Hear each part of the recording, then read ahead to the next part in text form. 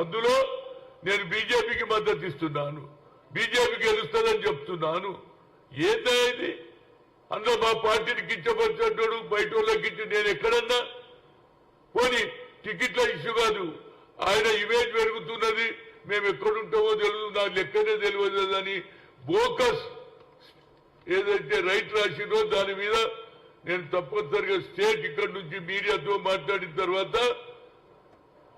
Cyber crime పోయి complaint చేస్తున్నా, దీని మీద సీరియస్ గా యాక్షన్ తీసుకోవాలి. అదేవిధంగా ఫాల్స్ కంప్లైంట్లు ఫాల్స్ ప్రచురిస్తే యాక్షన్ తీసుకోవాలని అడుగుతున్నా. అదేవిధంగా ఎలక్షన్ కమిషన్ కూడా లెటర్ రాస్తా. ఇది నా personality, whole life 50 years in political life ఎక్కడ కూడా నాకు చెడ్డ పేరు లేదు, నేను ఒకరి భూములు తీసుకోలే, డబ్బులు సంపాదించలే, ఎక్కడ కూడా ఇతర పార్టీలో మారినోని కాదు. అలాంటి వ్యక్తి మీద ఇది బీజేపీ కావాలని, మరి అది బీజేపీ పేపరా, బీజేపీ సపోర్ట్ తోటి ఇచ్చిండా, దీని మీద బయటికి రావాలి. ఎందుకంటే నరేంద్ర మోడీ చాలా నేను క్లీన్ అంటున్నాడు, కానీ ఈ రాతలేంటి రా బాబు? ఏ పేపర్ ఇది? ఎవరికి సంబంధం ఉన్నది? ఏ పార్టీతో అనుబంధం ఉన్నది అనేది నేను అడుగుతున్నా. తప్పనిసరిగా దీని మీద సీరియస్ తీసుకుంటున్నా, అతని మీద తప్పనిసరిగా యాక్షన్ తీసుకోవాల్సిందే. ఆ పేపర్ మీద ఇలాంటి బోగస్ స్టేట్మెంట్లు ఇస్తే ఎట్లనండి? మా పరువు తీస్తారా? జీవితాంతం ఒక సెక్యులర్ ఆలోచనతో ఎన్నడూ కూడా పార్టీలు మారకుండా ఉన్న వ్యక్తి మీద ఇలా మీరు డ్యామేజ్ చేస్తే నా పర్సనాలిటీ ఏం కావాలి? నేను రోడ్డు మీద తడుస్తే అరే ఈయన బీజేపీలో పోతుంటారు అంటారా లేదా?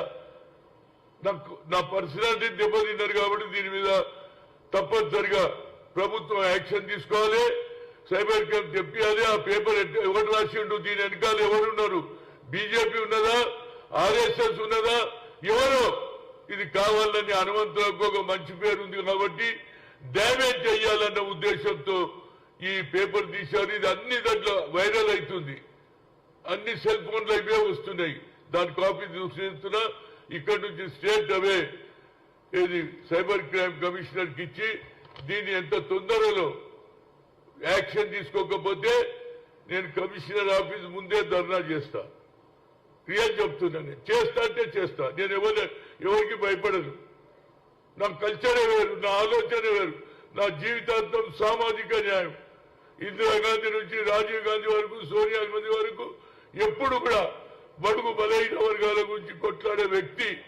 ఎక్కడ అన్యాయం జరిగినా, అది హాజీపూర్లో జరగని, అదేవిధంగా ఖమ్మంలో జరగని, రైతులది ఎక్కడ పేద ప్రజల మీద అన్యాయం జరిగితే అక్కడికి పోయే వ్యక్తి మీద ఇలాంటి స్టేట్మెంట్ వల్ల నా పర్సనాలిటీ, నా స్టేచర్ తగ్గుతుంది. దీని మీద యాక్షన్ ప్రభుత్వం తీసుకోవాలని కోరుతున్నా. రైట్.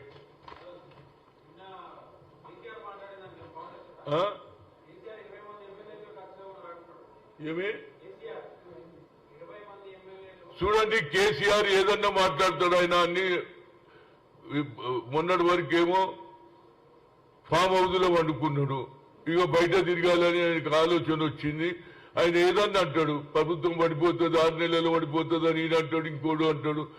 ఏం లేదు, ఇప్పుడు మనిషి పరిశానిలో ఉన్నప్పుడు ఏదన్నా మాట్లాడతాడే, దాని మీద పెద్ద విలువ ఇవ్వద్దు.